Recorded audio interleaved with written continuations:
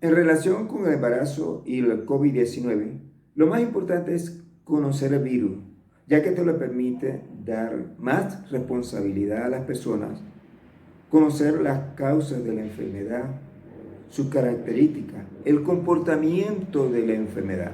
Una persona con COVID-19, debido a su contagiosidad, puede llevar el virus de un país a otro, de una ciudad a otra, de un continente a otro. Esto ha motivado a crear medidas para evitar la propagación del virus. ¿Qué medidas se han tomado? Bueno, se han tomado medidas para las personas que viajan, medidas personales y también en este caso, medidas para la mujer embarazada. Para las personas que viajan en los aeropuertos, terminales aéreos, terrestres, marítimos, en las fronteras, las medidas cada vez son más eficientes para evitar el contagio. Comenzando desde la toma de temperatura, así como también los equipos de bioseguridad con la careta facial o la máscara facial, la mascarilla de certificadas y otras medidas como son el aislamiento, distanciamiento. Creo que el aislamiento es muy importante. Hay países o ciudades que tienen un aislamiento geográfico, los que están asentados en islas, también con un buen control en el ingreso de las personas, con un cordón epidemiológico para evitar el contagio, un control muy eficiente en los aeropuertos y puertos marítimos. Permiten pues, como en el caso de Taiwán, que presentó su primer caso en 21 de diciembre del 2020 y actualmente tiene una baja incidencia de casos debido a la eficiencia de este control. Actualmente el aislamiento en los aeropuertos se pide el PCR, que es el hisopado nasal, a 24 horas antes de ingresar al vuelo. Y después el aislamiento, aproximadamente por 14 días, y la toma del hisopado nasofaringeo o el PCR permiten pues bajar mucho la incidencia. Y más recientemente pues el código QR de vacunación o el carnet de vacunación, que es importante y probablemente en un futuro muy cercano es un requisito importante para todas aquellas personas que van a viajar. Y recientemente se refiere a los anticuerpos neutralizantes, que constituye pues un inmunopax o un pasaporte inmunológico que permite incorporar al trabajo a las personas si tiene una cantidad adecuada de anticuerpos neutralizantes, que hace posible pues, que no pueda adquirir ni en forma sintomática la enfermedad.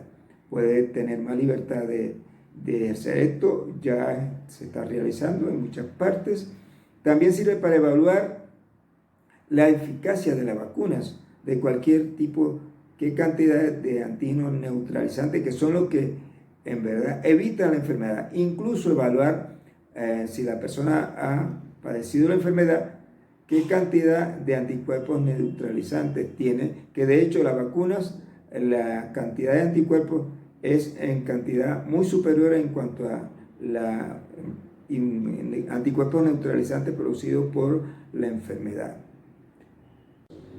En cuanto a las medidas personales, se refiere pues a la utilización de distanciamiento, que es muy importante, mantener la distancia ya establecida, que son aproximadamente 2 metros, evitar sitios públicos, aglomeraciones de personas o reuniones.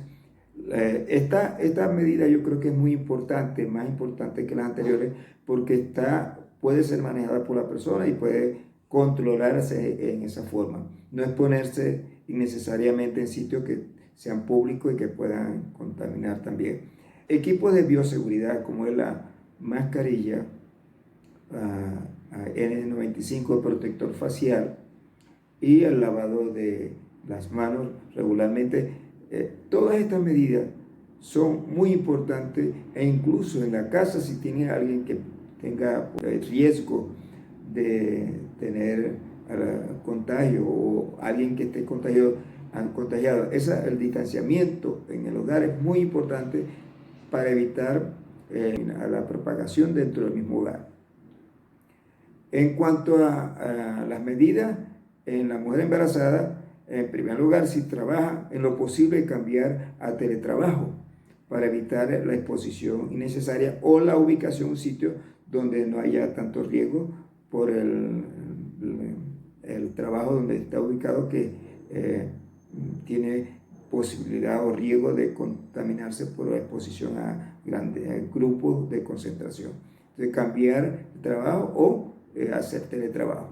Y en cuanto al control prenatal, entre el médico tratante y la mujer embarazada debe establecerse una consulta programada. Generalmente las consultas de la mujer embarazada en promedio son de 10 a 12. Bueno, la mitad de la consulta se puede hacer en forma de teleconsulta y la otra consultas presenciales, porque necesariamente el obstetra tiene que examinar a la mujer embarazada. Entonces, para ir al consultorio debe ir sin acompañante. Antes de entrar al consultorio, por supuesto, deben haberse hecho los procedimientos de desinfección antes de cada paciente o cada mujer embarazada para entrar al consultorio. El consultorio no debe tener ni sábana, ni almohadas, material desechable, batas desechables en caso de que lo necesite el médico, centros desechables, y posteriormente el examen, pues, desechar y desinfectar de nuevo el consultorio. El médico, por supuesto, que tiene más riesgo, debe utilizar sus equipos de bioseguridad, cuidándose siempre por el riesgo que el médico presenta a ponerse en contacto con la paciente. De tal manera que debe ser de esta forma. Creo que lo más importante en este aspecto, les sugiero que se suscriban. Ahora vamos a hablar. ¿Qué es el COVID-19? Es una enfermedad producida por el virus SARS-CoV-2. Siglas en inglés que significa síndrome respiratorio agudo sistémico. Y CoV porque tiene en su superficie, el antígeno de superficie está dispuesto en forma de espiga, de corona, que se denomina en inglés spike, en español espiga, o también se le dice proteína S. Esta parte del virus es muy importante porque, por una razón, esta parte del virus, esta es proteína S, viene a ser como la llave para entrar a la célula humana a través de un receptor que se llama ECA2, en inglés AC2, que es un receptor de las células que se encuentran principalmente en el sistema respiratorio superior, los neumocitos y también la parte intestinal. Este viene a ser como el candado y la formación de anticuerpos, las vacunas se hacen a partir de esta proteína también. Tiene la importancia de que es el que permite producir enfermedades en el ser humano, pero también es importante porque de allí se están fabricando las vacunas a través de este genoma, haciendo una secuencia del virus del SARS-CoV-2, se ha tomado esta parte para fabricar las vacunas, formando anticuerpos que se interponen entre la llave y el candado, lo cual no le permite entrar y no producir enfermedad a las células humanas. El receptor se refiere al receptor ECA2, que significa enzima convertidora de angiotensina 2. Está en estas células y esa es la puerta de entrada que permite el virus para producir enfermedad. Lo otro por lo cual es importante también esta proteína es la fabricación de las vacunas, el cual solamente se utiliza el virus, esta parte, el genoma de este virus o la información genética de esta parte. Se determina la secuencia, se toma esta parte y hace necesario pues la utilización para fabricación de la vacuna. ¿Y por qué SARS-CoV-2? Haciendo una historia, 2, esto hace suponer pues que anteriormente había aparecido un SARS-CoV-1 o SARS. Y efectivamente en el 2002 apareció por primera vez con esta característica que tiene actualmente de cuadros neumónicos, el cual hizo una epidemia, se extendió por varios países y se estudió, aunque ya se conocía anteriormente los coronavirus, el cual se clasifican en alfa coronavirus, beta coronavirus y gamma coronavirus, que pertenecen toda la familia de los coronaviridae. Este beta coronavirus, aparecido en el 2002, se extendió rápidamente y con una mortalidad de un 14.4%.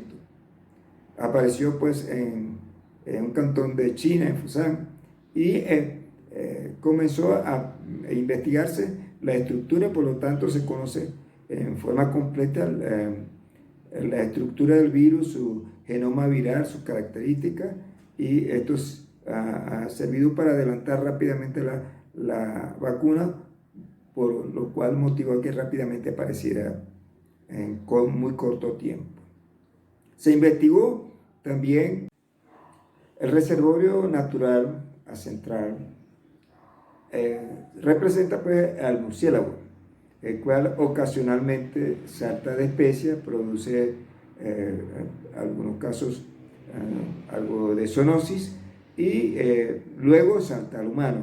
En este caso, en el 2002, se encontró como intermediario a la civeta de la palmera, el cual es un carnívoro mamífero. Es una exquisitez en esta zona y se encuentra extendido por la India y el sur de China. Probablemente fue consumido y se adquirió la enfermedad de esta forma y se extendió pues a los países ya referidos, aproximadamente 29, 27 países hizo epidemia y luego se logró controlar. Nuevamente apareció en el 2012 un cuadro respiratorio parecido al SARS-CoV del 2002. Se ubicó en el Medio Oriente, se denominó MERS-CoV. Se investigó pues, era un coronavirus. También se investigó el reservorio, el cual correspondió también al murciélago, y el intermediario se investigó y se identificó pues como el dromedario, el que tenía la secuencia genómica muy parecida. Se determinó también que en la época. Luego de esto, pues, se determinó también que se utiliza mucho el camello, la leche de dromedario y camello, y que probablemente fue la causa que saltó hacia el humano. Y en el 2019, pues, tenemos el causante de la enfermedad del SARS-CoV-2 por el SARS-CoV-2 del COVID-19. Aquí el intermediario probablemente no se ha demostrado, puesto que la secuencia genómica no es exactamente a la de la SARS-CoV-2, probablemente sea el picolín, que es parecido a un armadillo, y por lo tanto se supone la secuencia genómica casi un 90% como responsable pues, de la salto hacia el humano. En cuanto a la elaboración de las vacunas del COVID-19, se han utilizado principalmente 3 técnicas. Una, utilizando el RNA mensajero, la otra utilizando vectores y la otra de virus inactivo. Básicamente esos son los 3 tipos. La de RNA mensajero tenemos la Pfizer, BioNTech y la de Moderna. Aquí se determina la secuencia del genoma del virus y se aísla prácticamente la parte que correspondiente a la genoma de la proteína S o spike. Se identifica, se codifica, se toma y se hace el patrón o el código. Luego este código sintético se coloca en una nanopartícula lipídica para preservar e introducir al interior de la célula la información genética. Esta nanopartícula entra a través de la pared. Es como tomar, como es lipídica la nanopartícula, al ponerse en contacto con la membrana o la pared celular, que también tiene compuesto lipídico, es como colocar en un envase con agua 2 gotas de aceite.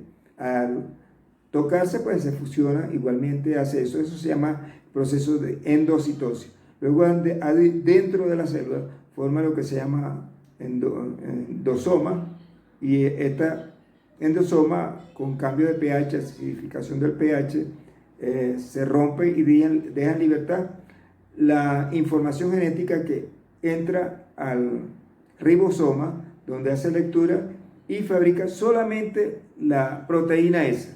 Esta proteína S va a la superficie de la célula, la identifican como cuerpo extraño, se activa el sistema inmunológico, tanto los linfocitos B como T, y los linfocitos B comienzan a formar los anticuerpos que van a colocarse en la parte de la punta de la espiga del virus, de la proteína S, y sirve de obstáculo para que no pueda entrar al receptor ECA2 de la célula, por lo tanto impide la enfermedad. También activan la memoria, y el linfocito B identifican las células que tengan virus y hacen proceso de destrucción de la célula por esta forma. Ese es el mecanismo por el cual actúa. El ribosoma se encuentra en el citoplasma de la célula, en los sitios donde hay la presencia de los receptores ECA2. Los de vectores utilizan como medio de transporte unos adenovirus ya conocidos y estudiados anteriormente. Se le quita la capacidad de replicarse y se introduce la parte correspondiente al gen de la proteína S dentro en la parte interna del virus, para colocarlo dentro de la célula. Así tenemos pues que en esta forma de tecnología tenemos la Sputnik utiliza 2 vectores, el número 26 y el número 5, en la primera dosis el número 26 y la segunda dosis el número 5. La AstraZeneca utiliza también un vector, pero del chimpancé. Este se coloca dentro del virus, y de esta forma pues se fabrica la vacuna. La Casino se utiliza el vector número 5 y en la Johnson & Johnson o Janssen se utiliza el número 26. La Sinovac, llamado también el nombre de la vacuna Verocell, esta se utiliza con virus inactivo, es decir, se hace un cultivo en unas células epiteliales del riñón llamada Vero, las células se llaman Veros, de un mono de África, mono verde de África. Se hace el cultivo, después que se tiene el cultivo, se coloca el virus SARS-CoV-2 en la mezcla de cultivo, se aísla, se inactiva con beta-propiolactones. Luego de esto se purifica y de ahí tenemos la vacuna. Esta es una tecnología que se utilizó anteriormente para la fabricación de virus de la hepatitis A, también en el polio, también en la rabia, de tal manera que esta técnica ya es conocida y ya es usada. Esta es la tecnología usada por Sinovac, que es la vacuna china. Bueno, espero haber conseguido el objetivo planteado y el beneficio para ustedes. Les sugiero suscribirse para más información relacionada más que todo con el embarazo y también con las patologías que pueden acompañar al embarazo.